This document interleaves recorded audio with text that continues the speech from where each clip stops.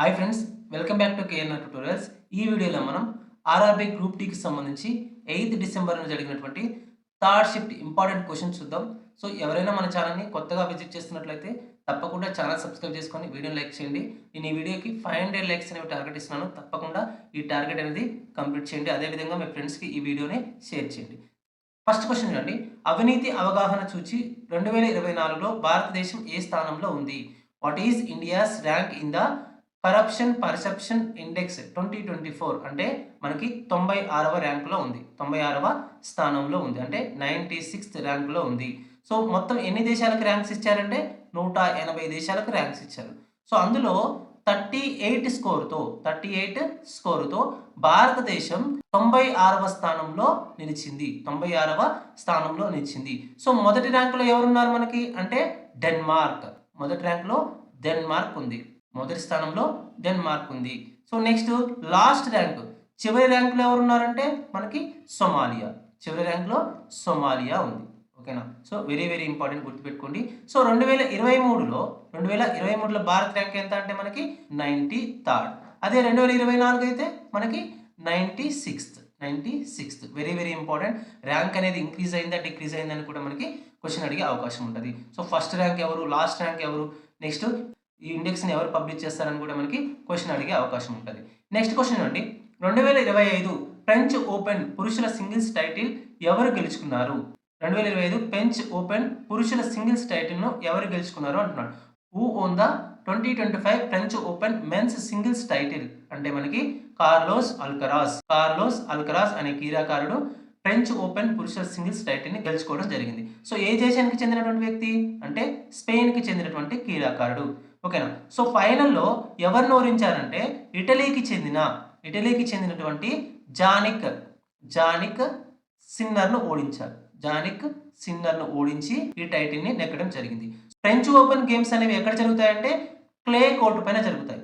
French open games అనేవి ఎక్కడ జరుగుతాయంటే clay court పైన అంటే మట్టి కోర్టు పైన జరుగుతాయి.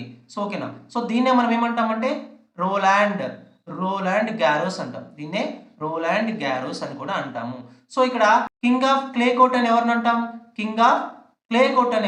అంటే రఫేల్ నాదల్ని మనం కింగ్ ఆఫ్ క్లే కోర్ట్ అంటాం. సో ఇక్కడ ఆయన 14 ఫ్రెంచ్ ఓపెన్ టైటిల్ని గెలవడం జరిగింది. ఈ క్లే కోర్ట్ పైన 14 ఫ్రెంచ్ ఓపెన్ టైటిల్ని గెలవడం జరిగింది. సో 2025 ఫ్రెంచ్ ఓపెన్ పురుషుల సింగిల్స్ టైటిల్ విజేత ఎవరంటే మనకి కార్లోస్ అల్కరాజ్. మరి స్త్రీల విషయానికి వచ్చినప్పుడు ఎవరు అంటే కోకో గాఫ్ అనే క్రీడాకారిణి 2025 ఫ్రెంచ్ ఓపెన్ మహిళల సింగిల్స్ టైటిల్ విజేతగా మనం చెప్పొచ్చు. ఓకేనా? So very very important. ఏ దేశానికి చెందినటువంటి మహిళ అంటే యుఎస్ఏకి చెందినటువంటి మహిళ.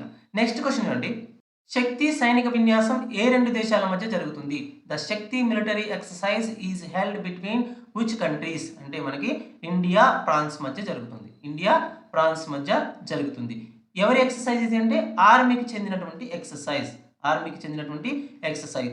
నెక్స్ట్ వరుణ అనేది ఇండియా నావికాదళం మరియు ఫ్రాన్స్ యొక్క నావికాదళం మధ్య జరిగేది. నెక్స్ట్ గరుడ అనేది India air force and France air force మధ్య జరిగేటటువంటి విన్యాసం. Next Mitrashakti, very very important. Mitrashakti అనేది ఆల్రెడీ అడిగింది మనకి. సో ఇండియా శ్రీలంక మధ్య జరిగేటటువంటి విన్యాసం. నెక్స్ట్ గరుడ శక్తి అనేది ఇండియా ఇండోనేషియాకి సంబంధించినటువంటి విన్యాసం. సో ఈ రెండు కూడా మనకి అడిగినటువంటివి. నెక్స్ట్ శక్తి కూడా మనకి ఒక షిఫ్ట్లో అడిగాడు. నెక్స్ట్ మిత్రశక్తి అడిగిండు. నెక్స్ట్ గరుడ శక్తి కూడా అడగడం జరిగింది. సో చాలా చాలా ఇంపార్టెంట్, గుర్తుపెట్టుకోండి.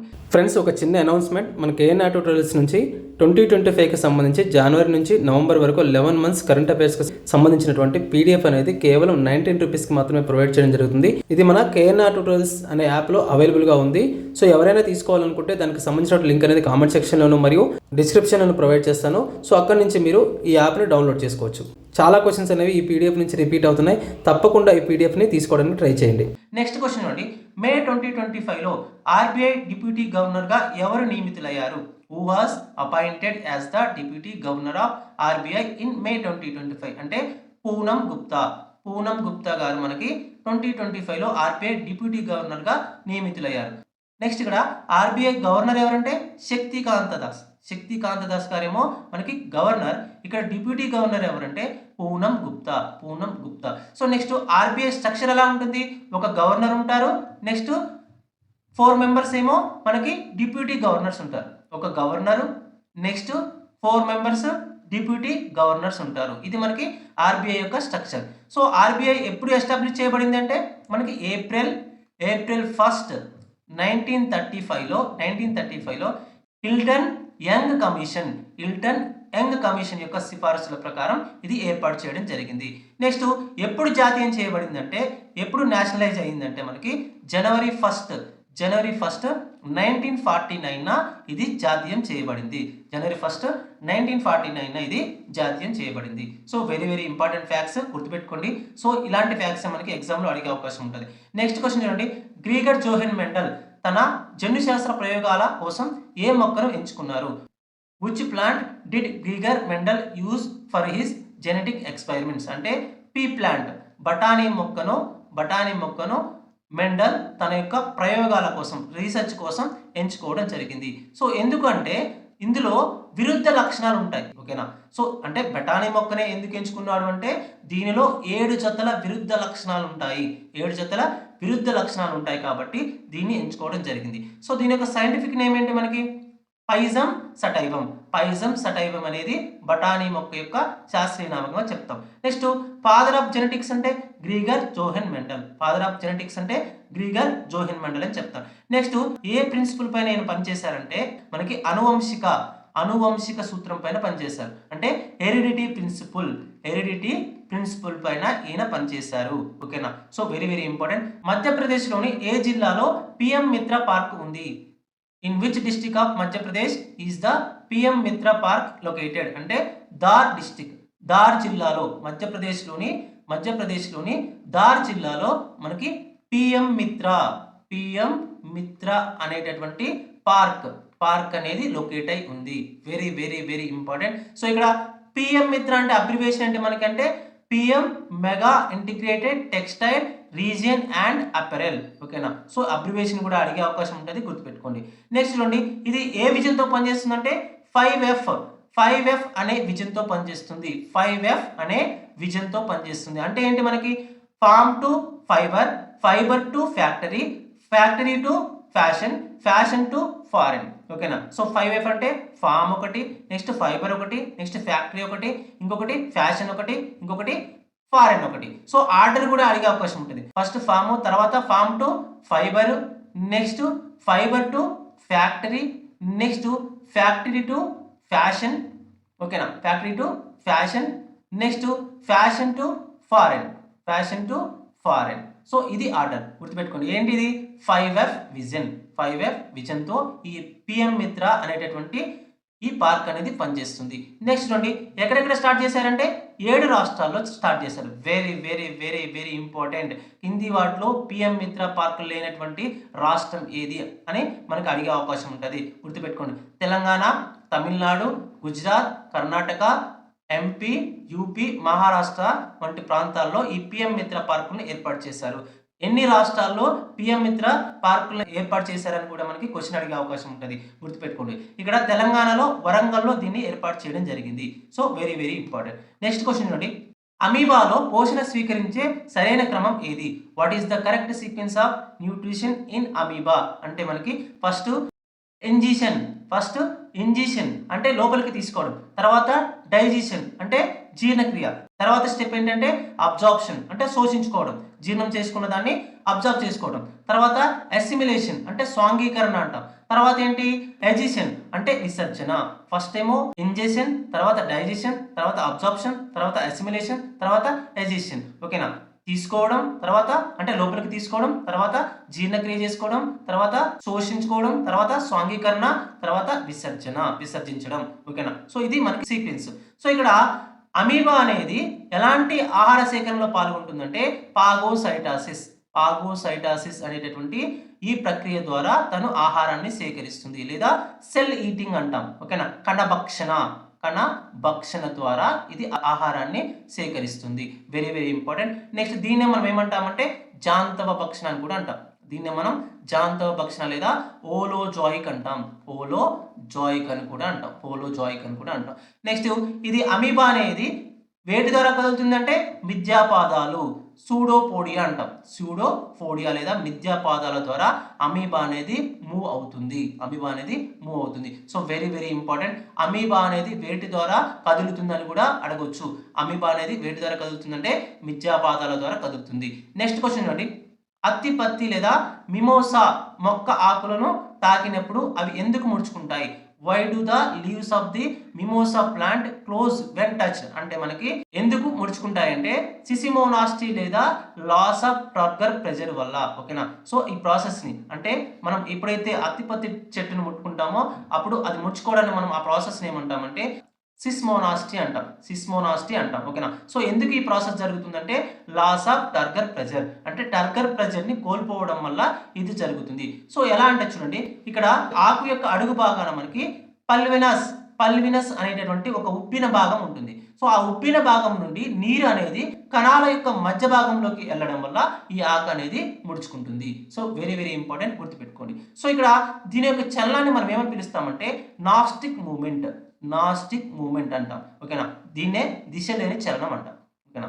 సో అత్తిపత్తి చెట్టు యొక్క మూమెంట్ ని మనం ఏమంటామంటే నాస్టిక్ మూమెంట్ లేదా దిశ లేని చలనం అంటాము. సో దీని యొక్క సైంటిఫిక్ నేమ్ ఏంటి?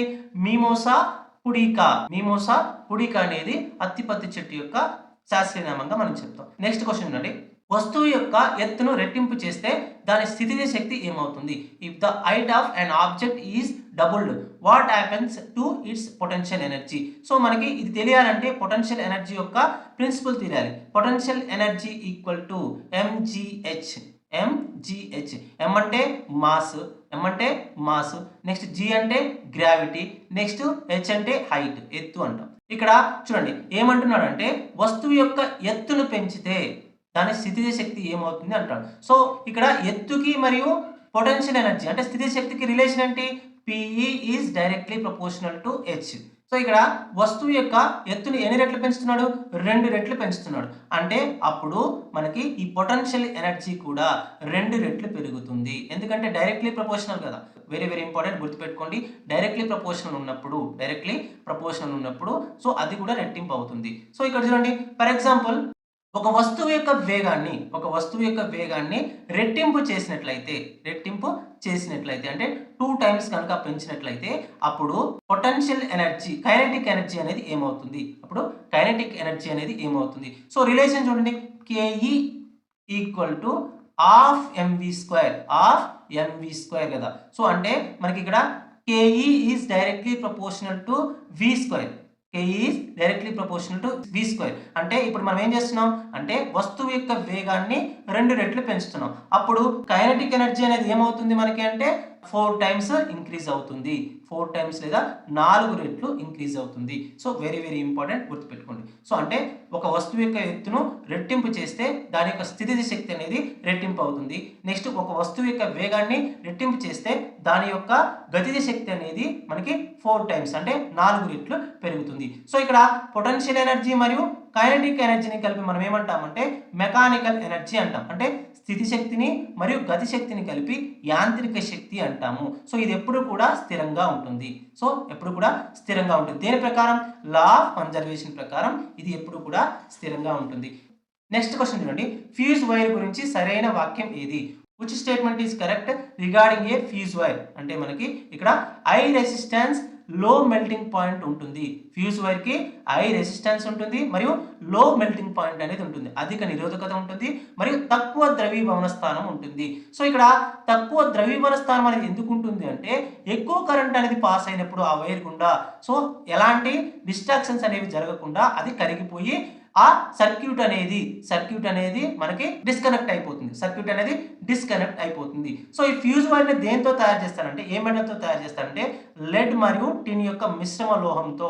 లెడ్ మరియు very very very very important, ఇక్కడ ఫ్యూజ్ వైర్ ను ఏ మిశ్రమ లోహంతో తయారు చేస్తారంటే లెడ్ మరియు టిన్ యొక్క మిశ్రమ లోహంతో తయారు చేస్తారు. ఎలా కలిపి ఉంచుతారు? ఒక శ్రేణిలో కలిపి ఉంచుతారు, సిరీస్లో కలిపి ఉంచుతారు. Very very important. ఏ ప్రిన్సిపల్ ప్రకారం పనిచేస్తుందంటే heating effect of electric current అనేటటువంటి ప్రిన్సిపల్ ప్రకారం పనిచేస్తుంది. అంటే విద్యుత్ ప్రవాహం యొక్క ఉష్ణ ఫలితం అనేటటువంటి ప్రిన్సిపల్ ప్రకారం ఇది పనిచేస్తుంది. సో నెక్స్ట్ క్వశ్చన్ చూడండి. కాల్షియం ఆక్సైడ్ నీటితో చర్య జరిపినప్పుడు ఏమి ఏర్పడుతుంది? What is formed when calcium oxide reacts with water? అంటే స్లేక్డ్ లైమ్ లేదా కాల్షియం హైడ్రాక్సైడ్ అనేది ఏర్పడుతుంది. CaOH టేకెన్ ట్వైస్ అనేది ఏర్పడుతుంది. సో ఇక్కడ కాల్షియం ఆక్సైడ్ అంటే ఏంటి? మనకి క్విక్ లైమ్ అంటాం లేదా పొడి సున్నం అంటాం. ఇది వాటర్తో చర్య జరిపినప్పుడు మనకి calcium hydroxide CaOH taken twice అంటే 2 టైమ్స్, OH అనేది 2 టైమ్స్ ఉంటుంది, ప్లస్ ఈట్ అనేది ఫామ్ అవుతుంది. ఇక్కడ కాల్షియం హైడ్రాక్సైడ్ మనం ఏమంటామంటే స్లేక్డ్ లైమ్ అంటాము, లేదంటే తడి సున్నం అంటాం. సో ఈ తడి సున్నం లేదా స్లేక్డ్ లైమ్ అనేది వాతావరణంలో ఉన్నటువంటి CO2తో చర్య జరిపి మనకి కాల్షియం కార్బోనేట్ ని ఏర్పరుస్తుంది. సో అందుకే మీరు ఎప్పుడైనా పెయింట్ వేసారనుకోండి, సున్నంతో మనకి వాల్స్ కి పెయింట్ వేసారనుకోండి, సో కొద్దిసేపటి తర్వాత అది మెరుస్తూ కనిపిస్తుంది. సో మనం పెయింట్ వేసినప్పుడు ఏమో కాల్షియం హైడ్రాక్సైడ్ లాగా ఉంటుంది. కొద్దిసేపటి తర్వాత వాతావరణంలో ఉన్నటువంటి CO2తో చర్య జరిపి అది కాల్షియం కార్బోనేట్ గా ఏర్పడి అది గోడలు అనేవి మెరవడానికి కారణమవుతుంది. సో మనకి slaked lime and calcium hydroxide అనేది ఏర్పడుతుంది. ఎప్పుడు? కాల్షియం ఆక్సైడ్ అనేది నీటితో చర్య జరిపినప్పుడు. ఓకేనా? So very very important. ఇక్కడ కాల్షియం కార్బోనేట్ ని మనం ఏమంటామంటే లైమ్ స్టోన్ లేదా మార్బుల్ లేదా చాక్ అంటాం. దీన్నే సున్నపు రాయి అని కూడా అంటాం. ఓకేనా? దీన్నే లైమ్ స్టోన్ అంటాం, మార్బుల్ అంటాం లేదా చాక్ అంటాం. దీన్నే మనం తెలుగులో సున్నపు రాయి అని కూడా అంటాం. సో ఇక్కడ గోడలకు సున్నం వేసిన 2-3 రోజుల తర్వాత మనకి ఏమవుతుందంటే మెరుస్తూ కనిపిస్తాయి. ఎందుకంటే CaOH టేకెన్ ట్వైస్ అనేది గాలిలో ఉన్నటువంటి CO2తో చర్య జరిపి కాల్షియం కార్బోనేట్ ని ఏర్పరుస్తుంది. ఈ కాల్షియం కార్బోనేట్ మనకి మెరుపుకి కారణం అవుతుంది. సో నెక్స్ట్ క్వశ్చన్ చూడండి. సో ఆల్రెడీ ఈ క్వశ్చన్ అనేది 2 సార్లు అడిగిండు, మళ్ళీ ఇది 3వ చర్యాశీలత శ్రేణిలో కాపర్ కు సరిగ్గా పైన ఉండే మూలకం ఏది? సో నేను మళ్ళీ చెప్పిన, ఇది 3వసారి కూడా అడిగే అవకాశం ఉంటుందని చెప్పిన. సో మనకి ఆల్రెడీ కెమిస్ట్రీ మరియు ఫిజిక్స్ మరియు బయాలజీకి సంబంధించి 1500 క్వశ్చన్స్తో మనం PDF అనేది ఇవ్వడం జరిగింది. చాలా క్వశ్చన్స్ అనేవి రిపీట్ అవుతున్నాయి. సో 199 రూపీస్, కేవలం 199 రూపీస్కి మనం ఈ PDF ని ప్రొవైడ్ చేయడం జరుగుతుంది. సో RRB గ్రూప్ Dకి సంబంధించినటువంటి 10 గ్రాండ్ టెస్టులు మరియు అదేవిధంగా టెస్ట్ సిరీస్ అనేది ప్రొవైడ్ చేయడం జరిగింది. సో అందులో ఈ 1500 MCQs కు సంబంధించినటువంటి PDFs అనేవి ఉన్నాయి. అదేవిధంగా 250 కరెంట్ అఫైర్స్ జనవరి నుంచి మరియు నవంబర్ వరకు 2025 జనవరి నుంచి నవంబర్ వరకు ఉన్నటువంటి 250 కరెంట్ అఫైర్స్ కు సంబంధించినటువంటి PDF అనేది కూడా ఇందులో అందుబాటులో ఉంది. సో తప్పకుండా ఇది తీసుకోవడం ట్రై చేయండి. కేవలం 199 రూపీస్కే మనం దీన్ని ఇస్తున్నాం. సో ఈ 1500 MCQs అనేవి మీకు నెక్స్ట్ RRB ఎగ్జామ్ రాసినా లేకపోతే SIPC ఎగ్జామ్ రాసినా దేనికైనా కూడా ఇవి ఉపయోగపడతాయి, లేదంటే SSC GD ఎగ్జామ్ రాసినా ఇవి ఉపయోగపడతాయి. నెక్స్ట్ ఇక్కడ 250 కరెంట్ అఫైర్స్ తో 250 మోస్ట్ ఇంపార్టెంట్ కరెంట్ అఫైర్స్ తో మనం PDF ని కేవలం 19 రూపీస్కే ప్రొవైడ్ చేయడం జరుగుతుంది. చాలా క్వశ్చన్స్ అనేవి దీని నుంచి రిపీట్ అవుతున్నాయి. తప్పకుండా తీసుకోవడానికి ట్రై చేయండి. ఇక్కడ క్వశ్చన్ చూడండి. చర్యాశీలత శ్రేణిలో కాపర్ కు సరిగ్గా పైన ఉండే మూలకం ఏది? సో చర్యాశీలత శ్రేణిలో కాపర్ కి సరిగ్గా పైన ఉండే మూలకం ఏంటంటే మనకి ఇక్కడ ఫస్ట్ సిరీస్ తెలియాలి. ఆ రియాక్టివిటీ సిరీస్ లో మనకి ఇక్కడ టాప్ లో పొటాషియం ఉంటుంది, తర్వాత సోడియం ఉంటుంది, తర్వాత కాల్షియం, తర్వాత మెగ్నీషియం, తర్వాత అల్యూమినియం, తర్వాత జింక్, తర్వాత ఐరన్, తర్వాత లెడ్ ఉంటుంది, తర్వాత ఎవరు ఉంటారు? హైడ్రోజన్ ఉంటుంది, తర్వాత కాపర్, తర్వాత మెర్క్యూరీ ఉంటుంది, తర్వాత ఎవరు ఉంటారు? తర్వాత సిల్వర్ ఉంటుంది, తర్వాత ఆరం లేదా గోల్డ్ ఉంటుంది. సో కాపర్ కంటే పైన ఉన్నది ఎవరంటే హైడ్రోజన్, నెక్స్ట్ లెడ్ ఉంటుంది. కాపర్ కంటే పైన హైడ్రోజన్, ఇక్కడ చూడండి, కాపర్ కంటే పైన హైడ్రోజన్ ఉంటుంది, నెక్స్ట్ లెడ్ అనేది ఉంటుంది. సో మనకి ఆప్షన్ లో హైడ్రోజన్ లేదు కాబట్టి PB అనేది మనకి ఆన్సర్ అవుతుంది. నెక్స్ట్ క్వశ్చన్ చూడండి. కాంతి విరల యానకం నుండి సాంద్రత యానకంలోకి వెళ్ళినప్పుడు ఏమవుతుంది? What happens when light travels from A rarer medium to denser medium? అంటే మనకి ఇక్కడ స్పీడ్ అనేది ఏమవుతుందంటే డిక్రీజ్ అవుతుంది. అంటే తగ్గుతుంది. స్పీడ్ అనేది తగ్గుతుంది. అప్పుడు మనకి తరంగ దైర్ఘ్యం లేదా వేవ్ లెంత్ అనేది తగ్గుతుంది. నెక్స్ట్ ఫ్రీక్వెన్సీ అనేది ఇక్కడ మారదు. ఓకేనా. సో ఒక కాంతి విరళ యానకం నుండి సాంద్రత యానకంలోకి వెళ్ళినప్పుడు స్పీడ్ అనేది తగ్గుతుంది. నెక్స్ట్ వేవ్ లెంత్ కూడా స్పీడ్ అనేది తగ్గుతుంది. నెక్స్ట్ వేవ్ లెంత్ అనేది తగ్గుతుంది. అదే విధంగా ఫ్రీక్వెన్సీ అనేది మారదు. సో చాలా చాలా ఇంపార్టెంట్, గుర్తుపెట్టుకోండి. నెక్స్ట్ క్వశ్చన్ చూడండి. కణ విభజనలో క్రోమోజోమ్ల సంఖ్య సగానికి తగ్గే ప్రక్రియ ఏది? నేను ఇంతకుముందు షిప్స్లో ఎక్స్ప్లెయిన్ చేస్తున్నప్పుడు చెప్పాను. సమవిభజన అంటే ఒక సెల్ అనేది 2 సెల్స్గా మారడం. ఓకేనా. సో ఒక సెల్ అనేది 2 సెల్స్గా విభజన చెందడం. అదే క్షయకరణ విభజన లేదా మియాసిస్ అంటే మనకి ఏంటంటే, క్షయకరణ విభజన అంటే ఏంటంటే ఒక సెల్ అనేది 4 సెల్స్గా డివైడ్ అవ్వడం. అంటే ఒక సెల్ అనేది 4 సెల్స్గా డివైడ్ అవ్వడం. ఓకేనా, గుర్తుపెట్టుకోండి. అంటే క్షయకరణ విభజనలో క్రోమోజోముల యొక్క సంఖ్య అనేది సగానికి తగ్గించబడుతుంది. అదే సమవిభజనలో క్రోమోజోముల సంఖ్యలో ఎలాంటి మార్పు అనేది ఉండదు. సో ఇక్కడ మియాసిస్ అనేది ఏ కణాల్లో జరుగుతుందంటే లైంగిక కణాల్లో జరుగుతుంది. అదే మైటాసిస్ అనేది శారీరక కణాల్లో జరుగుతుంది. సొమాటిక్ సెల్స్ లో జరుగుతుంది. సో ఇక్కడ మియాసిస్ లో క్రోమోజోముల సంఖ్య అనేది సగానికి తగ్గించబడుతుంది. అంటే 2n ఉన్నది n గా మారుతుంది. అంటే 2n/2 అంటే మనకి ఇక్కడ n అనేది ఆన్సర్ అవుతుంది. అంటే చూడండి, సగానికి తగ్గించబడుతుంది. నెక్స్ట్ క్వశ్చన్ చూడండి. న్యూరాన్లో ప్రోటీన్ల సంశ్లేషణ ప్రధానంగా ఏ భాగం చేస్తుంది? Which structure performs protein synthesis in a neuron? అంటే నిస్సెల్ కణికలు లేదా నిస్సెల్ గ్రాన్యూల్స్ అనేవి మనకి న్యూరాన్ సెల్లో ప్రోటీన్ల యొక్క సంశ్లేషణ చేస్తాయి.